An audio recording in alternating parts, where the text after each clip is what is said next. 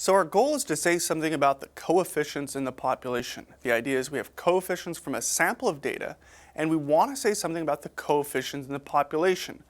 That is, we want to use the intercept and slope from the sample to say something about the intercept and slope in the population. As before with the correlation coefficient, we can conduct hypothesis tests and confidence intervals on our coefficients from a random sample of data. So this is the process. We take a random sample from a population, we calculate, we fit a regression model to that sample of data, so we obtain an intercept and slope. Then we use what we know about the process of random sampling from that population and the sample statistics to say something about the unknown population parameters, the intercept and slope in the population. There are a few assumptions when we're conducting inferential tests with the simple linear regression model. First, the relationship between the input or predictor variable x and our outcome variable, it's linear in the population. This is just as before. Simple linear regression, it only captures a linear relationship between x and y. If there's a nonlinear relationship in the population, it's not going to capture that without additional transformations to our data. The other assumption is that the root mean square error is the same for all values of our input variable x in the population. The third assumption is that the outcome variable is normally distributed around the population regression line. We will cover these assumptions after we discuss the basics of inferential statistics with simple linear regression. There are several steps for hypothesis testing. The preliminaries are state the target population and the parameters of interest. So here we're interested in the intercept and slope in the population. We state the null and alternative hypotheses. For step 2, we select the significance level. For step 3, we compute the test statistic t, sometimes known as a t ratio or t value. For step 4, we assume the null is true, which we'll cover in a bit, and then we make a decision by comparing the test statistic t with a critical value or values and comparing the p-value with a significance level alpha. There are two paths to the same conclusion, and at that point we state our conclusion, and then of course we highly recommend that you conduct a 95% confidence interval assuming your level of alpha is 0.05. We're going to introduce some notation to keep track of the coefficients. This is particularly important because when we discuss multiple linear regression later, we use the same kind of notation. So keep in mind, the idea here is that we have two separate hypotheses tests and two tests for inferences.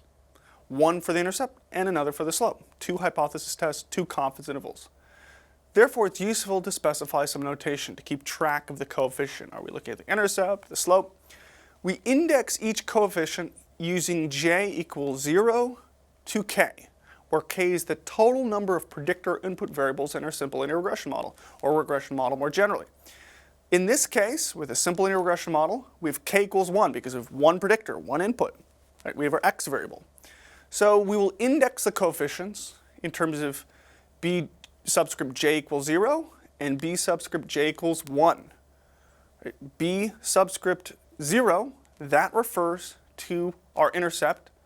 B subscript 1, that refers to our slope for our input variable x.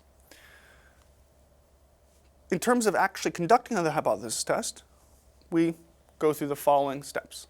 First, we state the hypotheses. When working with regression coefficients, in a similar way as we worked and saw with the correlation coefficient, by far the most common setup is a two-sided test, in which the null is equal to 0 for each of the regression coefficients. The intuition behind this, as a null hypothesis, is that if the slope or intercept, if it's truly 0, if each of those values are truly 0 in the population, then we don't need to include them in the regression model. So specifically, in its more general form, the null hypothesis is that the coefficient j in the population is 0. Right? If j equals 0, then it's referring to the intercept. If j equals 1, it's referring to the slope.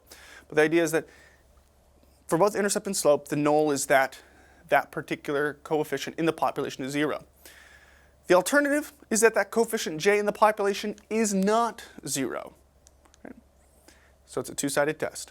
For step 2, we choose a significance level alpha, which by now should be quite familiar with you. We're going to use the level of alpha 0.05. You can choose other levels of alpha depending on your needs and uses, but 0.05 is the starting point for most research studies in the social sciences and humanities. For step 3, we will compute the test statistic.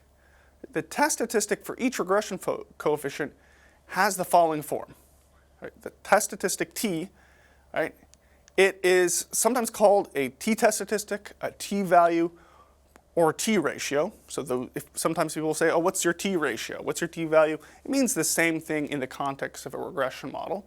But the basic idea is that we take our sample coefficient, we subtract the null, which is 0, and then we divide by the standard error for that coefficient. So it's really because by far the most common null hypothesis is that the coefficient is 0, it's really a t-ratio in the sense that it's a ratio of our sample coefficient divided by the standard error for that sample coefficient.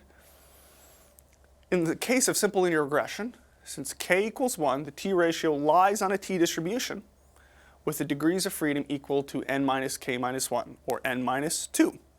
So k is just the number of inputs in our model. With simple linear regression, we only have one input, one x variable. The test statistic for the t-ratio, or the t-value, however we want to call it, it has a similar interpretation as before. It just tells us how far our sample coefficient is from the null hypothesis of a population coefficient equal to 0. And it's standardized by dividing by that standard error of that particular coefficient. The idea is that a larger or more extreme test statistic, either very positive or very negative, suggests that our data are inconsistent with that null hypothesis of 0. We're going to use statistical software to obtain the t-ratio and define the standard error for our sample coefficient. It's a rather complicated formula. What's more important for our purposes is the intuition. Right? This is just a test statistic as before. Once we compute our test statistic, we can compare this test statistic with a critical value or use it to find p-values. Right? The critical value values, it's based on the significance level of alpha. Since we're conducting a two-sided test where the alternative is that the coefficient is not equal to 0, so it's a two-sided alternative, we have the following decision rule. If our t-ratio in absolute value is greater than or equal to t alpha divided by 2, then we're going to reject the null that the population coefficient is equal to 0. We will use statistical software for this. We can also use p-values. Right? For step 4b, we can use this test statistic to find a p-value. P-value, again, is just the probability of obtaining a t-ratio as or more extreme than the one we actually obtained under the assumption that that coefficient is in fact 0 in the population.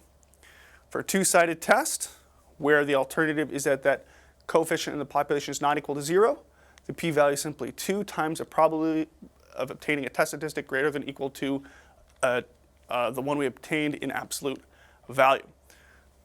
What's great about the p-value is that we can just directly compare it to alpha. We can make a very quick and easy conclusion based on just looking at the p-value and comparing it to alpha. For step 5, we can make a conclusion, substantively interpreting the coefficients and making an inference about the population based on our sample of data. For the intercept, rejecting the null that the coefficient is 0, right, it may not always be substantively interesting. Right? In some cases, it might be, but often the intercept is just there to locate the line through this mass of the data, through the main part of the data in the scatter plot. For the slope, rejecting the null leads to the conclusion that the slope in the population is not 0. That's often the main focus when we look at inferences for regression models. So specifically, if we reject the null for the slope, we can conclude that the linear relationship between the predictor or input variable, or x variable, and the outcome, we say it's not statistically significant, or we say it's statistically significant at the alpha level, right? So if we reject the null, the coefficient is 0, we will say it's statistically significant at the alpha level. If we fail to reject the null, that the coefficient is equal to 0 in the population, we will say it is not statistically significant at the alpha level. it's commonly used in the literature. So when people talk about statistical significance, they're talking about either rejecting or failing to reject the null hypothesis. I also recommend you conduct a confidence interval. This is often done, especially in public health and psychology, where they're trying to move away from just making a conclusion about failing or rejecting the null hypothesis to really looking at the range of plausible values. We're going to use statistical software to find confidence intervals. The interval has the same form as before. It is simply our test statistic plus or minus T alpha divided by 2 times the standard error for our coefficient. When we look at the output, you'll see it has a very similar interpretation.